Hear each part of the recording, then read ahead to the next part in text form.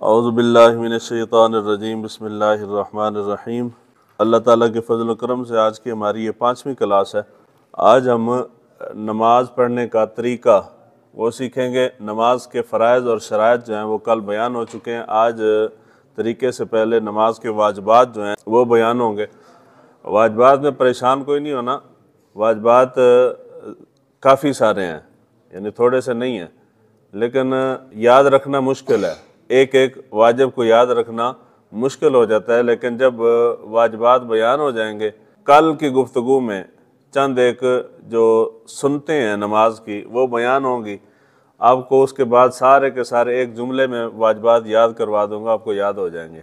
मुस्लिम शरीफ के अंदर उम्मुल मोमिनीन हज़रत आयशा सिद्दीक़ा रज़ियल्लाहु तआला अन्हा आप फरमाती हैं कि रसूलुल्लाह सल्लल्लाहु अलैहि वसल्लम अल्लाहु अकबर से नमाज शुरू करते थे, अल्हम्दुलिल्लाह रब्बिल आलमीन से किरात शुरू करते थे। जब रुकू करते सर को ना उठाए होते ना झुकाए हुए होते बल्कि मुतवस्सत हालत में रखते, और जब रुकू से सर उठाते तो सजदा को ना जाते ता वक्त के सीधा खड़े ना हो लें, और सजदे से उठकर सजदा न करते ता वक्त के सीधे न बैठ लें, और हर 2 रकात में अत्तहियात पढ़ते और बायां पाँव बिछाते और दाना पाँव खड़ा रखते, और शैतान की तरह बैठने से मना फरमाते और दरिंदों की तरह कलाइयाँ बिछाने से मना फरमाते, और सलाम के साथ नमाज ख़त्म करते थे। दूसरी रिवायत बुखारी शरीफ की है, हज़रत साद बिन साद रज़ियल्लाहु तआला अन्हु उनसे मरवी है, लोगों को हुक्म दिया जाता था कि नमाज में मर्द दाना हाथ बाईं कलाई के ऊपर रखें, जिस तरह के हम हाथ बांधते हैं, यानी दायां ऊपर होगा और बायां नीचे होगा। वाजिबात में सबसे पहला वाजिब है तकबीर तहरीमा में लफ्ज़ अल्लाहु अकबर कहना। तकबीर तहरीमा मुतलक क्या है जी? तकबीर तहरीमा है क्या यार? वाजिबात ही चूँ है। तकबीर तहरीमा क्या है? वाजिबात ही चूँ है। मैं देख रहा कितनी की तवज्जो थोड़ी। नमाज फ़राइज़ ही चूँ है। किस ही चूँ है जी? हाँ, तो उस बाद किस हिच है? शराइत, यानी शराइत हिच भी है तो फ़राइज़ हिच भी है। तकबीर तहरीमा अल्लाहु अकबर एक कहना वाजिब है। अलहम्द शरीफ पढ़ना, यानी उसकी 7 आयतें, हर आयत मुस्तकिल वाजिब है। नमाज के अंदर हर रकात के अंदर फ़र्ज़ की आखिरी 1 या 2 रकातें जो है उनको छोड़ के बाकी हर नमाज की हर रकात के अंदर सूरह फातिहा पढ़ना क्या है जी? वाजिब है। क्या है जी? वाजिब है। अगर एक आयत भी छूट गई तो नमाज नहीं होगी। फ़र्ज नमाज में पहली 2 रकातों में किरात वाजिब है, बाकी जितनी नमाजें उनकी हर रकात के अंदर वाजिब है। अल्हम्द और उसके साथ सूरत मिलाना फ़र्ज की पहली 2 रकातों में और नफल और वितर की हर रकात में वाजिब है। अल्हम्द का सूरत से पहले पढ़ना, यानी अगर अल्हम्द शरीफ वाजिब है पढ़ना, अगर कोई अल्हम्द को बाद में पढ़ लेता है, सूरत पहले पढ़ लेता है, तो क्या होगा? उस पर सजदा साहब होएगा। हर रकात में सूरत से पहले एक ही बार अल्हम्द शरीफ पढ़ना, अगर 2 बार पढ़ेंगे तो फिर भी क्या होगा? सजदा साहब होगा। अल्हम्द और सूरत के दरमियान किसी अजनबी का फासिल न होना। सूरह फातिहा पढ़ने के बाद और सूरत पढ़ने से पहले दरमियान में कोई भी चीज़ नहीं पढ़ सकते। आमीन सूरह फातिहा का हिस्सा हो गया, और तवज़ तस्मिया ये किसका हिस्सा हो गए? किरात का हिस्सा हो गए। अब इन दोनों के दरमियान कोई और चीज़ पढ़ना सजदा साहब आएगा, यानी वाजिब ये है कि इन दोनों के दरमियान कोई चीज़ ना पढ़ी जाए। उसके बाद किरात के बाद मुत्तसिलन रकू करना, यानी किरात के बाद अगर आप परेशान रहे हैं या अपने ख्यालों में खो गए हैं या ध्यान किसी और तरफ चला गया, आपने रकू नहीं किया तो वाजिब छूट जाएगा। वाजिब छूटेगा तो क्या होगा? सजदा साहब, यानी किरात जो ही ख़त्म हो तो फ़ौरन रकू के अंदर जाना लाजिम है। एक सजदा के बाद दूसरा सजदे का होना कि दोनों के दरमियान कोई रुकन फासिल ना हो, यानी एक सजदा कर लिया तो दूसरा सजदा उसी तरतीब से करेंगे, उनके दरमियान कोई भी और काम नहीं कर सकते। अगर करेंगे तो सजदा साहब वाजिब आएगा, यानी वाजिब छूट जाएगा। तादील अरकान, यानी रकू सजूद और कौमा और जलसा में कम अज़ कम 1 बार सुबहान अल्लाह कहने की मिकदार ठहरना। तादील अरकान कहते हैं हर रुकन को, नमाज को, यानी एक लफ्ज़ में अगर कहूँ तो नमाज को एतदाल के साथ, आराम के साथ ठहर ठहर के पढ़ना। एक रकू से उठे सीधे खड़े हुए नहीं तो सीधा सजदे में, सजदे से उठे तो सीधा अभी बैठे नहीं तो फिर सजदे में, ये जो है वाजिब छूट जाएगा। वाजिब छूटेगा तो नमाज नहीं होगी। और ये हमारी रूटीन है, आदत का हिस्सा है यानी जितने लोग हैं, अक्सरियत लोग इसी तरह करते हैं, वो एक रकू से उठने के बाद सीधे खड़े नहीं होते, सीधा सजदे में चले जाते हैं।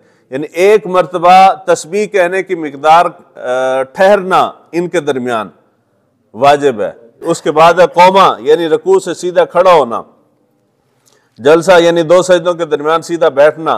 कादा उला, अगरचे नमाज नफल हो, ये वाजिब है। यानी कोई भी नमाज है उसके अंदर पहला कादा क्या है?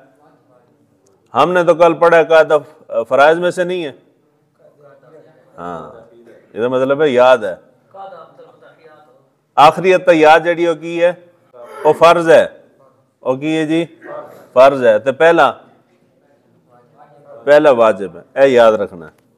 वो जड़ा मसला आया से ना जी, अगर आप 4 रकात पढ़ रहे हैं और पहली अत्तहियात के अंदर आपको बैठना याद नहीं रहा और आप सीधे खड़े हो गए। जब हम खड़े हो गए हैं तो क़याम क्या है?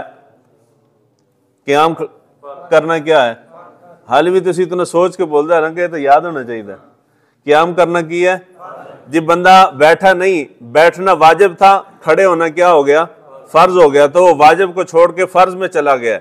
जब फर्ज में जाएगा, पीछे से आपने लुकमा दिया कि जी थोड़ी अत्तहियात रह गई, तो बंदा फर्ज को छोड़ के वापस नहीं आ सकता। यानी नमाज के अंदर कोई भी वाजिब छूट गया, वो छोड़ने के बाद आप फर्ज में दाखिल हो गए हैं, तो पीछे से लुकमा आ जाता है, कोई बंदा निशानदेही करता है, या आपको खड़े खड़े आज खुद याद आ जाता है, तो आप फर्ज को छोड़ के दोबारा वाजिब की तरफ वापस नहीं आ सकते। तो उसका हल क्या होगा? हल ये है कि आप नमाज पूरी करेंगे, जिस तरतीब से पढ़ रहे हैं उसी तरह मुकम्मल करके आखिर पे सजदे साहब कर लें। सही हो गया जी। उसके बाद है फर्ज और वितर और सुन्नत मुक्ता में कायदा उला में तशहुद पर कुछ ना पढ़ना। यानी आप जो अत्तहियात पढ़ रहे हैं अब्दुहु व रसूलु, इसके अलावा कोई और चीज़ पढ़ना जायज़ नहीं पहले कायदे के अंदर। उसके बाद है दोनों कादों में पूरा तशहुद पढ़ना। यूं ही जितने कायदे करने पड़े सब में पूरा तशहुद वाजिब है। एक लफ्ज़ भी अगर छोड़ा जाएगा तो वाजिब तरक होगा। समझ आ गई जी? यानी अब्दुहु व रसूलु तक ये पढ़ना क्या है? वाजिब है। यानी अत्तहियात पढ़ना, अत्तहियात 3 हिस्से ना, एक है तुसी अत्तहियात पढ़ दियो, दूसरा दुरूद पाक है, तीसरा आखिर दुआ है। अत्तहियात पढ़ना की है? इतना ना सोचा करो, इथे ज़हन इथे रखो, सहरी तो उस जरिए तुसी कर रहे हो भी अत्तहियात पढ़ना की है? वाजिब है। तो अब्दुहु व रसूलु तक अगर एक कायदा करते हैं या 2 करते हैं, जितने भी कायदे नमाज के अंदर करेंगे, तो हर कायदे के अंदर अत्तहियात पढ़ना क्या होगा? वाजिब हो जाएगा। उसके बाद है लफ्ज़ अस्सलाम 2 बार और अलैकुम वाजिब नहीं है। यानी ये जो सलाम हम करते हैं, मैंने अक्सर मैं अरब कुर्रा को सुनता हूँ, तो वो जब नमाज ख़त्म करते हैं ना जमात, तो हम करते हैं अस्सलामु अलैकुम व रहमतुल्लाह, मुकम्मल करते हैं। उनमें से अक्सर ऐसे लोग हैं जो अस्सलाम अस्सलाम, बस इतना ही है। यानी अस्सलाम कहना ये वाजिब है, अस्सलाम कहना वाजिब है, अलैकुम कहना वाजिब नहीं है। वितर में दुआ कनूत पढ़ना ये वाजिबात में से है। दुआ कनूत याद करनी चाहिए थी। तकबीर कनूत यानी दुआ कनूत से पहले तकबीर कही जाती है ना जी, अल्लाह अकबर कह के हम हाथ बांध लेते हैं, उसके बाद पढ़ी जाती है। तो ये तकबीर जो है ये वाजिबात में से, ईदैन की सारी तकबीरें जो हैं वो वाजिब हैं। ईद में दूसरी रकात की तकबीर, रकू और उस तकबीर के लिए लफ्ज़ अल्लाह अकबर कहना। ईदैन के अंदर जितनी तकबीरें हैं, 6 ज़ायद तकबीरें होती हैं, इंज ही है ना। बाकी वो तकबीरां ने ਜਿਹੜੀਆਂ आम रूटीन दियां तकबीरां ने नमाज दियां, उन्होंने छोड़ के 6 तकबीरां ज़ायद होंदियां ने, यानी इजाफी तकबीरां होंदियां। और जिहड़ियां 6 ने वो की ने? वाजिब ने। की ने जी? वाजिब ने। हर जहरी नमाज में इमाम को जहर से किरात करना और गैर जहरी नमाजों में आहिस्ता करना। जहर से मुराद ये है कि ऊंची आवाज़ में, जिन नमाजों के अंदर ऊंची आवाज़ से किरात की जाती है उन नमाजों में ऊंची आवाज़ से किरात करना वाजिब है। और जिन में दिल में खामोशी के साथ किरात की जाती है उनके अंदर दिल में किरात करना वाजिब है। मिसाल है कि मैं असर की नमाज पढ़ा रहा हूँ या ज़ोर की नमाज पढ़ा रहा हूँ, पढ़ाते हुए मेरे जहन में नहीं आया तो मैंने ऊंची आवाज़ से किरात शुरू कर दी। किरात करते हुए मुझे याद आया कि जी मैंने ऊंची आवाज़ से किरात नहीं करनी थी, तो मैं क्या करूँगा? दसो मसला। हुण आइंदा मैं तुहाडे कोल मसले पूछने, तुसीं मेरे कोल नहीं पूछने।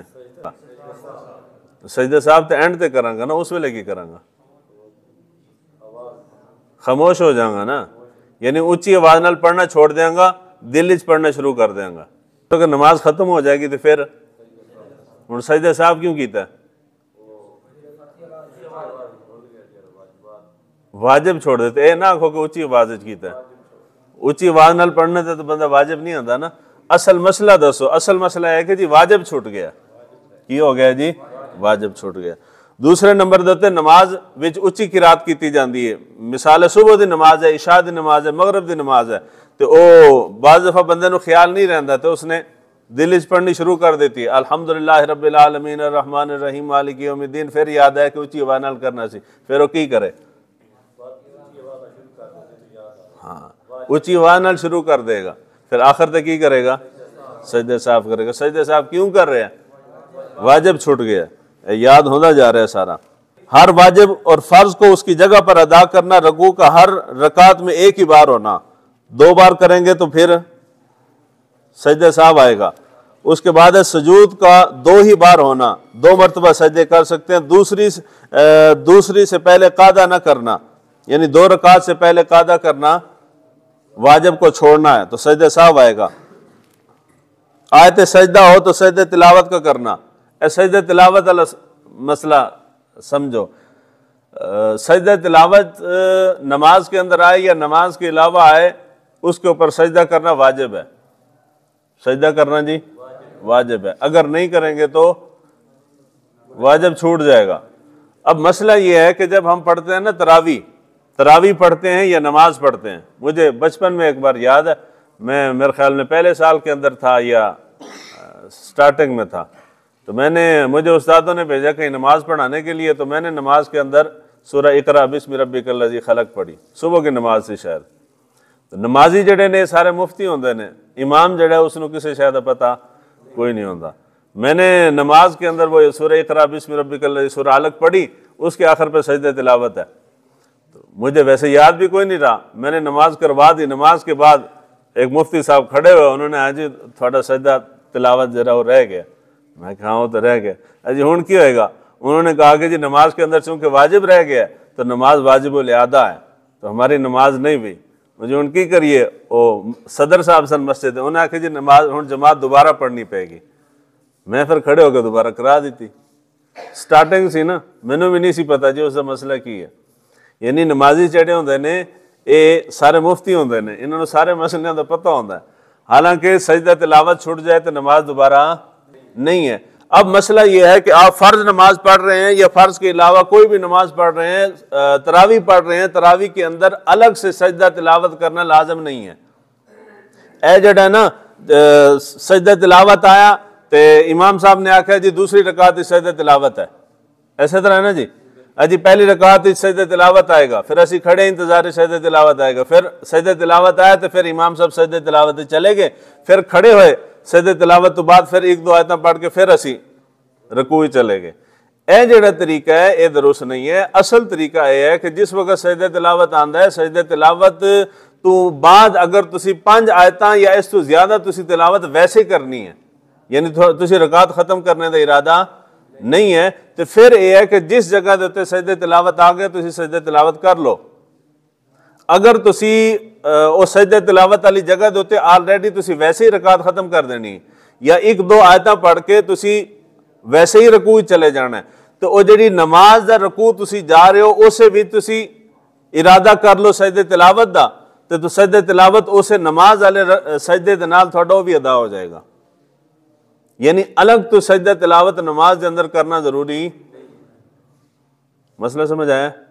कोई है इश्काल है? जितने रमजान के अंदर सारे अलग अलग सजदे तिलावत कर रहे हैं ना, ये 2 ही सूरतां ने। अक्सरियत नूं पता कोई नहीं मसले का, तो जिन्होंने पता है वह सिर्फ इस वास्ते करते हैं कि जी यार ना किया तो पिछे वाले रौला पा देना, उन्हें आना तुहाडे पिछे साडी नमाज नहीं होती। बस इत्थे ही खलो गए जहन। हुण है जमात शामिल होने का अहम मसला है। हर बंदा इस उत्ते कन्फ्यूज है कि जी मैं जिस वक्त जमात जाके लेट शामिल होया तो उस वक्त जमात खड़ी हुई सी, जमात ने 1 रकात पढ़ ली है, 2 पढ़ लिए ने, 3 पढ़ लिए ने, या मैं चौथी शामिल होया, तो मैं अगू नमाज किस तरह पढ़नी है, यह मसला समझना है। ए 4 रकातां ने, 1 2 3 ते 4 फर्ज नमाज की गल हो रही है। फर्ज नमाज जदों असीं खड़े होने तो सब तो पहले की पढ़ने आ, सना पढ़ने, सूरह फातिहा पढ़ने तो सूरत पढ़ी जाती है। इस तरह दूसरी रकात खड़े होवांगे फातिहा ते सूरत पढ़ी जाएगी, तीसरी सिर्फ फातिहा ते चौथी भी सूरह फातिहा। जमात शुरू हो गई है, तुसी मिले हो दूसरी या तीसरी रकात च मिले हो। हुक्म यह है कि जिस रकात तुसी मिल गए हो इमाम नाल जड़ियां तुसी रकातां पढ़ियां ने वो थोड़ियां आखिरी शुमार होंगियां। जिस वक्त तुसी खड़े होवोगे तो दोबारा अलिफ तो शुरू करोगे। समझ आई जी? अब मिसाल है, बंदा शामिल हुआ है तीसरी रकात के अंदर इमाम साहब के साथ, इमाम साहब के रकू में जाने से पहले पहले तीसरी रकात में वो शामिल हो गया। तो तीसरी रकात यहाँ पे थी, यानी इमाम साहब ने फातिहा पढ़ी थी, मुक्तदी पीछे खड़ा होकर क्या पढ़ेगा? कुछ भी नहीं पढ़ेगा। यार क्यों परेशान है?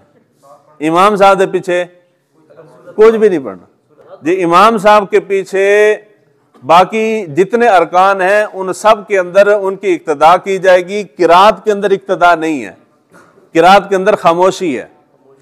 अगर इमाम ऊंची आवाज से पढ़ रहे तब भी हम खामोश हैं, अगर दिल में पढ़ रहे तब भी खामोश हैं। आप शामिल हुए तीसरी रकात में, तीसरी रकात में इमाम साहब दिल में फातिहा पढ़ रहे थे, आपने अल्लाह अकबर की, अल्लाह अकबर करके खामोश होकर खड़े हो गए। फिर इमाम साहब ने चौथी रकात पढ़ी जो कि हमारी कितनी थी? हमारी दूसरी है ना जी। हाँ, उन्होंने फिर सूरह फातिहा पढ़ी, हम फिर खामोश खड़े रहे। यहां पे उन्होंने आके सलाम फेर दिया, हमारी कितनी रह गई हैं? हमारी 2 रह गई हैं। तो इमाम साहब ने सलाम फेरा। सलाम में जब इमाम साहब पहला सलाम फेरे उस वक्त खड़े नहीं होते, जब दूसरी तरफ फेरे उस वक्त खड़े होते हैं, पहले सलाम पे खड़े नहीं होते। इमाम साहब ने दूसरा सलाम फेरा, हम उठ के खड़े हो गए, तो हमने नमाज दोबारा यहां से शुरू कर ली है। आसान है ना जी? यहां से शुरू किया, सना पढ़ी, सूरह फातिहा पढ़ी और उसके बाद सूरत पढ़ी। हमारी कितनी रकातें हो गई? 3 हो गई। उसके बाद हम खड़े हुए चौथी में, तो क्या पढ़ेंगे? सूरह फातिहा और सूरत पढ़ेंगे, सलाम फेर देंगे। किरात शुरू हो गई तो सना खत्म। सना सुन्नत है, सना पढ़ना लाजिम नहीं है। अगर पढ़ेंगे तो सवाब मिलेगा, अगर आपको मौका नहीं मिला, उसका मौका माल फौत हो गया तो सना खत्म जी। और नहीं पढ़ेंगे तो उसका कोई गुनाह वगैरह नहीं है, नमाज के ऊपर फर्क नहीं पड़ता। मसला जमात के अंदर शामिल होने का पता चल गया जी। हम दूसरी रकात में शामिल हुए, पहली में शामिल नहीं हुए। यहाँ पे इमाम साहब थे, उन्होंने सूरह फातिहा और सूरत पढ़ी है। उसके बाद तीसरी रकात भी हमने उनके साथ पढ़ी, चौथी रकात भी उनके साथ पढ़ी जो कि हमारी तीसरी थी। उन्होंने सलाम फेर दिया, हम खड़े हुए, हमारी रहती है 1 रकात, तो हम दोबारा यहाँ से आकर दोबारा शुरू कर देंगे। अगर आखिरी रकात में मिले हैं, आखिरी रकात 1 रकात उनके साथ पढ़ के उन्होंने सलाम फेरा, हमने खड़े होकर 3 पढ़नी है, तो हम शुरू कहाँ से करेंगे? सना से, यहाँ से अलिफ से दोबारा शुरू कर देंगे। सारा हो गया जी, कोई मुश्किल तो नहीं।